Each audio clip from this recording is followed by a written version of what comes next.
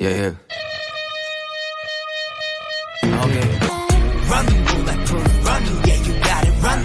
Run, bulletproof, run, yeah, you got it, run. Run, bulletproof, run, yeah, you got it, run. Run, bulletproof, okay. run. Okay, let's go. 내가 말했어. 너는 동에 비가 새던 작업 싫었어. 가스투로 까매진. Hello guys, I hope you're all doing well. As you've read the title of this video, this is not a reaction video. I'm trying to do something new on top of the reactions, and I've been wanting to do these type of video for a long time, so here we are. So I will be reacting to some unpopular K-pop opinions. I tried to pick the ones that are really unpopular so the video will be more fun. Anyway, remember this is only my opinion, you can agree or disagree with it, but do it respectfully please. So with that being said, let's start. People posting, "Help me get into this group, Nugu group," isn't genuine. It's not hard to look up the group and see if you even like their songs. And the Nugu group thing is just to make them feel superior for liking and unpopular group. I both agree and disagree with this. On one hand, I do feel that some people aren't being entirely genuine. If you're truly interested in a group, you'd usually take the time to explore their music yourself instead of relying on others to do it for you. On the other hand, I understand that some listeners may have only heard one song and ask fans for similar recommendations to help them ease into the group, which makes sense. So for me, it's really a 50-50 situation. That said, it's also true that some people don't stan Nugu groups purely out of enjoyment, but rather because they think it makes them seem superior to other K-pop fans, which is honestly ridiculous. The same mentality exists with fans who feel superior because they only stan girl groups or only boy groups. At the end of the day, people should just enjoy who they enjoy. Stanning a popular group doesn't invalidate the quality of their music, just as stanning a lesser-known group doesn't make someone superior. 2. Line distributions don't have to be fair. People who are considered sub-vocals may not get as many lines as the main vocalist, because that is the main vocalist. Main vocalists are supposed to get more singing lines than the sub-vocalist because in theory they are better at singing and may be able to sing parts that the sub-vocalist cannot. Granted, this becomes a problem when the sub-vocal doesn't have other times to shine like dances, center time, variety time, or just has 5 seconds of lines, though that is more of a reflection of the short-ass song's emo. I both agree and disagree with this. On one hand, I do feel that some people aren't being entirely genuine. If you're truly interested in a group, you'd usually take the time to explore their music yourself instead of relying on others to do it for you. On the other hand, I understand that some listeners may have only heard one song and ask fans for similar recommendations to help them ease into the group, which makes sense. So for me, it's really a 50-50 situation. I completely agree with this. I've always found it a bit silly when people constantly complain about line distributions. Of course, there are cases where a member is genuinely treated unfairly and barely exists in a song. That's a different issue altogether. But when fans complain that main vocalists get more lines than lead or sub-vocalists, I honestly find that kind of ridiculous, because that's literally the point of having those positions in the first place. The most skilled vocalist is naturally going to get more lines, that's their role. On top of that, some songs simply suit certain vocal tones better than others. Even idols themselves, especially those involved in producing their own music, have said there's usually a reason behind line distribution. It often comes down to who fits the song or concept best. So honestly, some K-pop stans really need to get a grip. 3. Fans hype raw live vocals because they're rare now. If every stage had them, people would quickly complain about cracks and shaky notes, and you'd see way more toxic fan wars. Most fans want the polished, live illusion, not the real thing. Honestly, even though truly raw live vocals are already rare, K-pop stans still constantly complain about voice cracks or shaky notes, which makes me think things would only get worse if idols sang live more often. People say they want more live singing, but they forget that raw performances naturally include small mistakes. That's literally what makes them raw. Idols are human at the end of the day. What's especially frustrating is the double standard. An idol gets dragged for a brief voice crack or being slightly off key, but when it's their favorite doing the same thing, suddenly it's praised as revolutionary and fearless, not caring about opinions.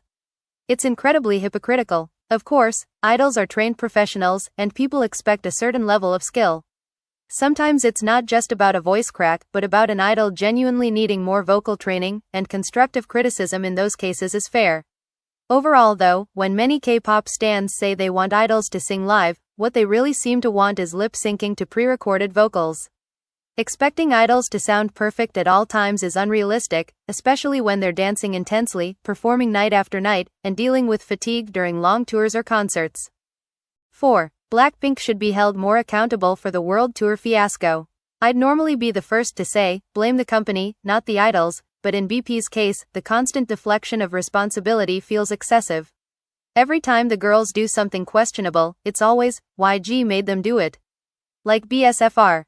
They signed these contracts. They're adults. They're not rookie idols anymore, they're global celebrities with massive leverage. Even if their contracts forced them into certain obligations, I find it hard to believe they had zero say in how this comeback and tour were arranged. My guess is that they all re-signed their contracts because they wanted a reputational, financial safety net in case their solo careers didn't go as planned. And I get it, they're already rich and famous. But greed isn't always about money. If Western audiences didn't fully embrace them as solo artists, being a member of BP still holds massive global weight. So wanting that for their careers is fine, but it also comes across as extremely greedy. I think it's fair to hold them accountable for that. They're not infants. Honestly, I think it's ridiculous to blame the girls for the poor organization of the tour. It's not their responsibility to book venues, coordinate with local promoters, or handle tour logistics. That's management's job.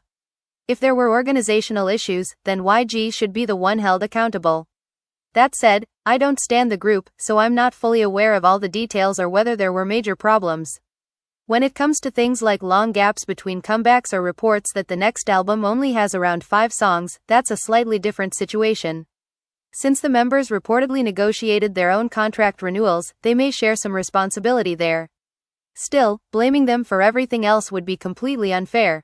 5. Some of y'all only think one specific type of voice can qualify as good vocalists, and that is not the case. Plus I don't like some of considered pretty vocal tone that people keep saying about. For example, Ryo Wook from Suju. No hate to him. He's like the top 3 greatest male K-pop vocalist of all time, yet I don't like his vocal. Same can be said to Sohee from Reese, Haechan from NCT Dream, Yushi from NCT Wish.